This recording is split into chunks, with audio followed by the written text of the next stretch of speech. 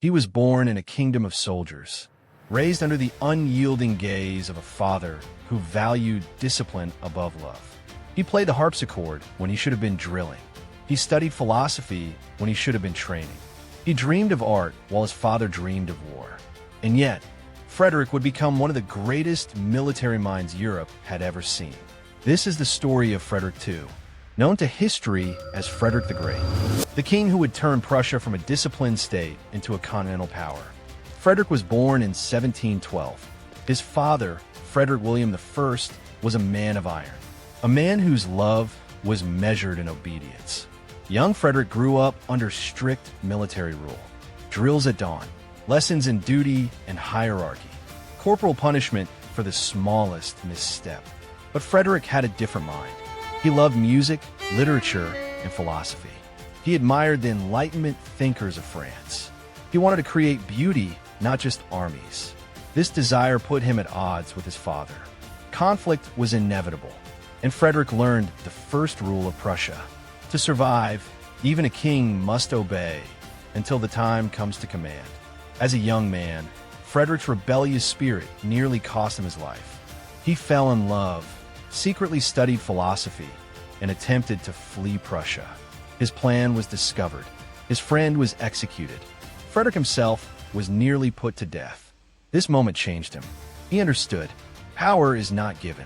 Power is seized, and survival depends on cunning as much as courage. After this, Frederick returned to his studies, preparing for the day he would inherit the throne and reshape Europe.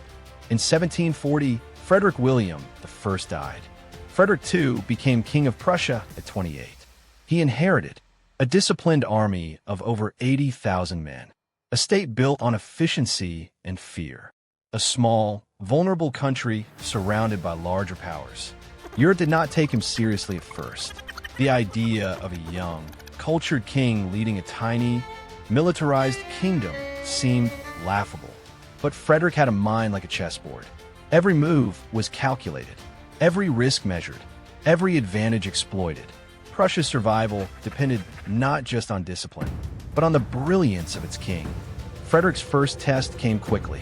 The rich province of Silesia, controlled by Austria, was a tempting prize. In 1740, Frederick launched a bold invasion. Europe watched in disbelief. Prussia, tiny and underestimated, attacking Austria, the heart of the Habsburg Empire. Frederick's army moved with speed and precision. Tactics were innovative. Surprise attacks, rapid marches, concentrated artillery. The result, Prussia captured Silesia. This audacious move shocked Europe and earned Frederick a reputation for daring and brilliance. Frederick's genius was not just in strategy. It was in organization and discipline. Soldiers drilled endlessly, executing complex maneuvers flawlessly. Logistics were meticulous. Armies never ran out of supplies. Communication was precise. Orders were obeyed instantly. Even the most seasoned European generals struggled to keep pace. Prussia's strength was not its size, it was its mind, heart, and precision. By 1756, Europe erupted into a conflict that would test Frederick's genius like never before. The 7 Years' War. Prussia was surrounded. France to the west, Austria to the south, Russia to the east, Sweden to the north. They called it the Great Coalition, aiming to crush Prussia completely. Frederick faced an impossible task: fight enemies on 4 fronts with a tiny army and survive. Yet against all odds, he prevailed. At Rossbach, Prussia defeated the French and the Holy Roman Empire. At Leuthen, Frederick's tactical brilliance routed a much larger Austrian army. He became a living legend. Soldiers admired him. Allies feared him.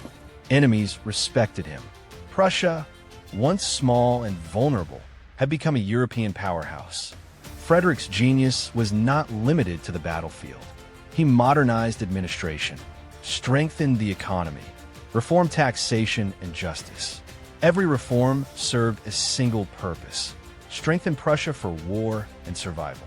He combined the discipline inherited from his father with his own strategic brilliance, creating a state unlike any other in Europe. But victory came at a cost. Tens of thousands of soldiers died. Villages were destroyed.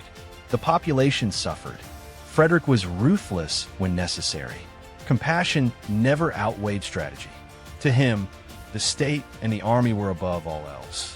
Europe had never seen a leader so calculated, so relentless, so unflinching.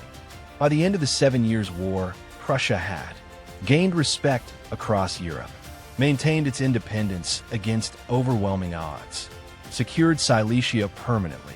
Frederick had proved something crucial. A small, disciplined, and brilliant state can survive and even dominate giants. He turned Prussia from a kingdom built on survival into a force capable of shaping the continent. The soldier kings had created the machine. Frederick the Great had put it into motion. But Europe was about to change again. Wars, alliances, and ambitions would push Prussia to its limits. In Part 4, we explore how Prussia became the ultimate military state. A kingdom where discipline, efficiency, and obsession with war became the foundation of society. Candles subscribe to Timeless Whispers for stories the world tried to forget.